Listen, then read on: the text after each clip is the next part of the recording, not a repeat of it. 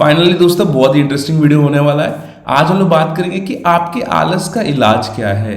जब भी आप अपने रूम में पढ़ने बैठेंगे, जब भी अपने लाइब्रेरीज में पढ़ने बैठेंगे, कभी ना कभी आपको ये रियलाइज होगा कि कहीं ना कहीं इस महाशय के टाइप से आपकी स्थिति हो ही जाती है।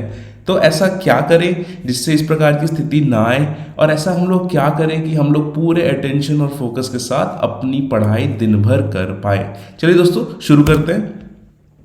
तो फर्स्ट थिंग फर्स्ट, तो सबसे इंपॉर्टेंट चीज़ें हैं इस पर्टिकुलर चीज़ में करने के लिए, वो ये है that is to manage your sleep. Importance of good sleep में ऑलरेडी मैं एक वीडियो बना चुका हूँ, लेकिन फिर से एक बार बता देता हूँ कि आपको हमेशा सोना और उठना एक फिक्स टाइम है। एटलीस्ट 7 घंटे सोना है दिन में। ऐसी कोई सी महानता नहीं है जो आपको कह सकते हैं कि कम सोने से मिलेगी। कई लोग ऐसे करते हैं कि टुकड़ों में सोते हैं, रात में 2 घंटे सोएंगे, फिर उठ के पढ़ेंगे, फिर 2 घंटे सोएंगे, फिर उठ के पढ़ेंगे। ऐसा करके उनका पूरा का पूरा कह सकते हैं बॉडी क्लॉक तबाह हो जाता है। बहुत ज़्यादा स्ट्रेस में रहते हैं, फ्रस्ट्रेटेड रहते हैं, एंड मोस्ट इंपॉर्टेंटली कईयों के हार्मोनल बैलेंस भी खराब हो जाते हैं। तो आपको ये करना है कि आपको सही टाइम पे उठना है, सही टाइम पे सोना है। एटलीस्ट 7 घंटे सोना है दिन में। उसके बाद कम सोने में कोई भी महानता नहीं है। Not able to sleep simply means कि आप अपना टाइम और सिलेबस मैनेज नहीं कर पा रहे हो। तो इतना इनएफिशिएंट होने से अच्छा है कि प्रिपरेशन किसी और चीज़ की कर लो आप लोग। उसके बाद एक और चीज़ है जो मेरे को समझ में आती है, डैट इज़ कि दोपहर में सोना बंद करो। मैं भी दोपहर में बहुत सोता था, मैंने बहुत इन्जॉय किया अपना life, I miss those times. लेकिन ये है कि दोपहर में आप सोओगे तो होता ये है कि एक तो अगर आप दोपहर में सो रहे हो मतलब कहीं ना कहीं आप नींद में कटौती कर रहे हो रात को। पहली बात तो ये।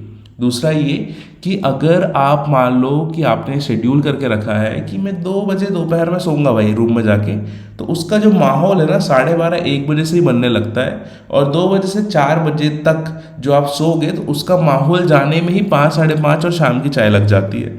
तो कुल मिला के आप ऑलरेडी 5 घंटा अपना वेस्ट कर रहे हो दिन में, प्लस 7 घंटा आप जो रात में सो रहे होगे, कह लो चलो 5 घंटा, तो 5 और 5 10 घंटा तो आप सोने में ही निकाल दे रहे हो दिन का।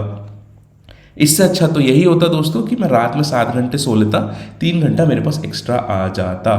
और फंडामेंटली एक लास्ट चीज़ है जो मैं प्रिपरेशन कर चुका हूँ तो आप लोग को बता रहा हूँ, डैट इज़ कि आपको करना क्या है कि लोग कहते थे कि जो सोया वो खोया।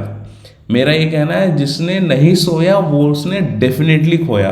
तो इस पूरे प्रिपरेशन टाइम में अगर आपको एनर्जेटिक रहना है, आलस को दूर भगाना है, तो सबसे पहले ढंग से सोना सीख लो अच्छे से। And the most important thing is कि सेम टाइम पे सो, सेम टाइम में उठो। इससे कारण क्या होता है कि आपका एक फिक्स शेड्यूल हो जाता है, आपको पता होता है कि कौन से टाइम पे क्या करना है। अगर आपका कोई ठिकाना नहीं है कि रात की वेब सीरीज़ कब ख़त्म होगी और सुबह में कब उठूंगा, तो कहीं ना कहीं फ्रस्ट्रेशन होगा, क्लासेस छूट जाएंगे। आप आधी नींद में क्लासेस पहुंच भी जाओगे तो वापस आने के बाद सो जाओगे, फिर दिन बर्बाद कर दोगे। So the most important thing is to sleep right. Next चीज़ देखते हैं दोस्तों। द नेक्स्ट थिंग इज कि कई लोग कहते हैं कि लाइब्रेरीज में आते हैं और उनको ऐसा लगता है कि आज ही दिन है जब मैं समाधि प्राप्त कर लूँगा या कर लूँगी। देखो, समाधि नहीं लेनी है। आप पढ़ने बैठे हो तो ये समाज ने एक स्टीरियोटाइप क्रिएट करके रखा है ना कि वो 12 घंटे पढ़ता था, 18 घंटे पढ़ता था। तो कोई भी ऐसा इंसान नहीं है जो 12-18 घंटे लगातार बैठ जाए। तो डेफिनेटली अगर कोई नहीं है तो आप भी नहीं हो। तो आपके ऊपर ये चीज़ है दोस्तों कि आपको समाधि नहीं लेनी है। आपको वहाँ देवी की तरह स्थापित नहीं होना आना है अपने कमरे में, अपने लाइब्रेरी में जाके। कोई महानता नहीं है ये दिखाने में कि आप 6 घंटे लगातार बैठ सकते हो एक पर्टिकुलर कुर्सी में। वो तो हर किसी को बैठना ही है मेंस में, 3 घंटे प्लस 3 घंटे। तो आपको डेली बेसिस में बैठने की ज़रूरत नहीं है। इससे क्या होता है कि जब आप लगातार बैठते हो तो पहली बात तो ये कि आप जल्दी सैचुरेट हो जाते हो।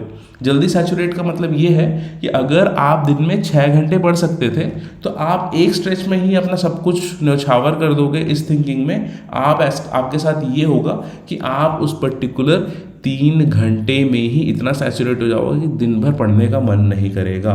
दूसरी बात, मैंने देखा है लोगों को बैक प्रॉब्लम्स हो गई हैं, लोगों को हिप प्रॉब्लम्स हो गई है, लोगों का वेट बढ़ गया है, लोगों का पोस्चर खराब हो गया है, लोगों की आईसाइट खराब हो गई है, लोगों को चश्मा लगाया है। तो इतनी सारी जो मेडिकल कंडीशंस जो आ रही है वो आपको अभी पता नहीं चल रहा है, लेकिन अगर 2-3 साल आपने लगातार कर लिए तो this is something that you will suffer for the entire life.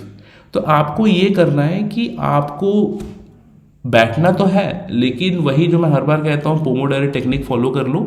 1 घंटे अगर आप बैठ रहे हो सीट में तो at least take a walk of 10 minutes. Walk लेने से क्या होता है, एक तो आप डिसैचुरेट हो जाते हो, ठीक है, आपको जो पढ़ाई लिखाई वाला ही जो माहौल है उससे थोड़ा सा ब्रेक मिलता है। दूसरा ये होता है कि आप जो बैठे हुए हो, आपकी बॉडी पूरी आलस टाइप पड़ी हुई है, तो आपको ये होता है कि फिजिकल मूवमेंट होता है, तो थोड़ा सा स्ट्रेचिंग हो जाता है, जिसके कारण आपको लॉन्ग टर्म में back problems, lower back problems नहीं होंगी। एंड ट्रस्ट मी दोस्तों, अगर आप कंसिस्टेंटली मेंस के 1 महीने पहले इतने लंबे लंबे स्टेज में पढ़ रहे हो, तो मैं बता सकता हूँ कि उस 4 दिन में आपका ब्रेकडाउन होना तय है। आप लिख रहे होगे और अचानक से आपके पैर में क्रैम्प्स आने लगेंगे, आप लिख रहे होगे आपका हाथ सूज जाएगा, आप लिख रहे होगे और वापस घर आके जब रिविजन करोगे तो आप बैठ भी नहीं पाओगे अपने बिस्तर में, और लेटे लेटे आपको पढ़ के जाना पड़ेगा। तो इसका एक ही फिक्स है कि सेकेंड मोस्ट इंपॉर्टेंट टिप है कि आपको अपने जो स्टडी टाइमिंग है, जो स्टडी सिटिंग्स है, उसमें हर 1 घंटे में 10 मिनट का वॉक इंक्लूड करना है।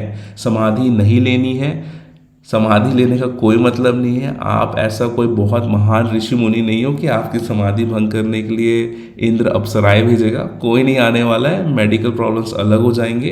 तो just keep in mind to take regular breaks after 1 hours and include stretching and walking during the same time.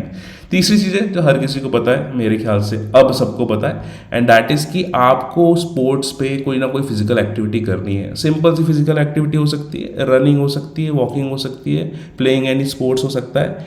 पहली बात तो ये कि ये फिजिकल एक्टिविटीज़ जो है ये आपके रिक्वायरमेंट्स हो गए हैं आपके एग्ज़ाम्स की। फॉर एग्जाम्पल SI का एग्ज़ाम हो गया, फॉरेस्ट का एग्ज़ाम हो गया, यहाँ पे रनिंग और वॉकिंग कंपलसरी है। आप ACF का रिटर्न निकाल भी लेते हो तो उसमें अगर आप 26 किलोमीटर नहीं चल पाते हो 4 घंटे में, विच इज़ वेरी डिफ़िकल्ट, मैंने खुद 3 घंटे 50 मिनट में उसको कवर किया था। तो ये है कि रिटर्न को लिखने के बाद, क्वालिफाई करने के बाद भी you will won't be able to survive. बताओ कितनी बड़ी बेवकूफ़ी की बात है कि आपने जिस एग्ज़ाम के लिए तन मन धन सब कुछ लगा दिया, लास्ट में आपने अपने बॉडी को इतने गंदे कंडीशन में पहुंचाया कि वो जॉब जिसके लिए आप 3-4 सालों से मेहनत कर रहे हो, 8 सालों से मेहनत कर रहे हो, अब आप उसका फिजिकल भी पास नहीं कर पा रहे हो।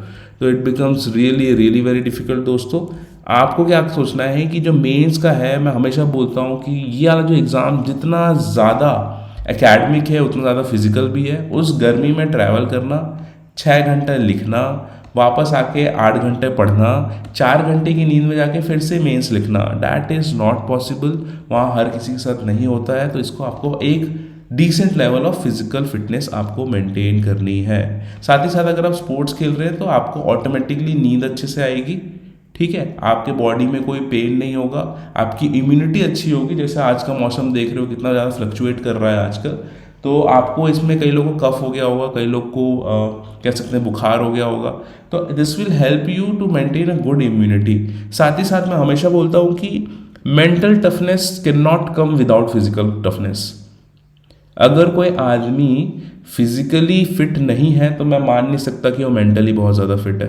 एंड आप हमेशा देखोगे जब भी आदमी डिप्रेशन में जाता है, जब भी आदमी बहुत ज़्यादा टफ फेज से गुजरता है, तो सबसे पहली चीज़ जो होती है उसकी फिजिकल हेल्थ डिटोरिएट होती है।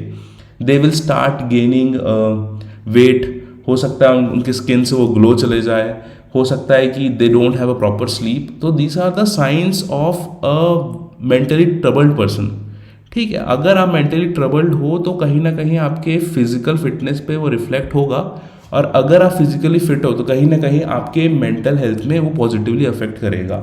तो most important thing is please engage in a sport. उसके बाद बहुत इंटरेस्टिंग टॉपिक है कि ईट लाइट। ये बहुत सारे लोग इस चीज़ को भूल जाते हैं, but you have to eat light. आपको ऐसा है कि आपको हेल्दी खाना है और हाइड्रेटेड रहना है। ईट लाइट का मतलब ये है कि इकिगाई एक बहुत अच्छी बुक है, तो उसमें जापानीज लोगों का जो लॉन्ग लाइफ का सीक्रेट है, उसमें वन ऑफ द सीक्रेट ये है कि हमेशा अपने कैपेसिटी का 70 to 80% ही खाना चाहिए और आधा पेट खाली रख देना चाहिए। वो बोलते हैं ना, हवा जाने के लिए कम से कम आप जगह छोड़ दो। तो ये होता है कि अगर आप लाइट डाइट ले रहे हो तो पहली बात तो ये कि आपको सही टाइम पे नींद आएगी और गलत टाइम पे नींद नहीं आएगी। अब ऐसा है कि दोपहर में टठिया भर भात खाए के बाद कोनो आदमी सुधबे करी, है ना।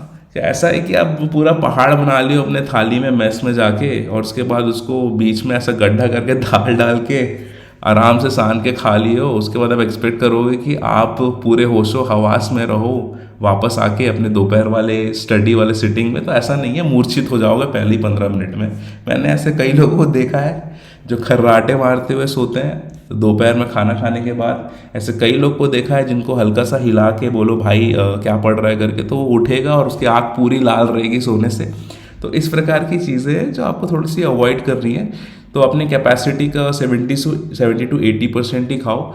फ्रूट्स हो सकता है, कुछ लाइट सैलड हो सकता है, ये अगर ककड़ी वगैरह काफ़ी सस्ते मिलते हैं तो ये अगर खा सकते हो, इंक्लूड कर सकते हो अपने डाइट में, सही है। अनहाइड्रेटेड रहिए, कई लोग पानी पीना ही भूल जाते हैं। Always carry a water bottle, पानी का बॉटल हमेशा अपने टेबल पे रखो, हमेशा कह सकते हैं अपने साथ कैरी करो, इवन अपने बैग में भी रखो, ताकि जितना अच्छा हाइड्रेशन रहेगा उतना ज़्यादा आपको अवेयर फील होगा और उतनी थकान कम होगी। कभी कभी ऐसा भी होता है कि अगर आप प्रॉपरली हाइड्रेटेड नहीं है तो आपको भूख ज़्यादा लगेगी, एंड कुछ कोल्ड ड्रिंक्स, गन्ना रस, ये सब पी के आप कहीं ना कहीं अपनी डाइट और हेल्थ दोनों को कॉम्प्रोमाइज़ कर रहे हो।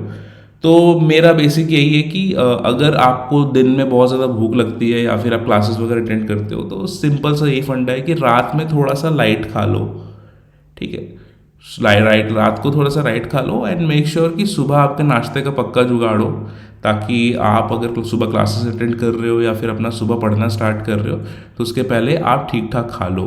बस ये नहीं करना है, टठिया भर भात वाली हरकत नहीं करनी है कि दोपहर में इतना खा लिए कि वहाँ सो गए और सुबह इतना ज़्यादा लोड हो गए कि फिर दिन ही खत्म हो गया वहीं पे। तो इस प्रकार की चीज़ें नहीं करनी है, ठीक है दोस्तों। तो ऑल इन ऑल अगर एक नटशेल में अगर देखा जाए कि क्या चीज़ें होनी है या क्या चीज़ें नहीं होनी है, एंड दैट इज़ ओके।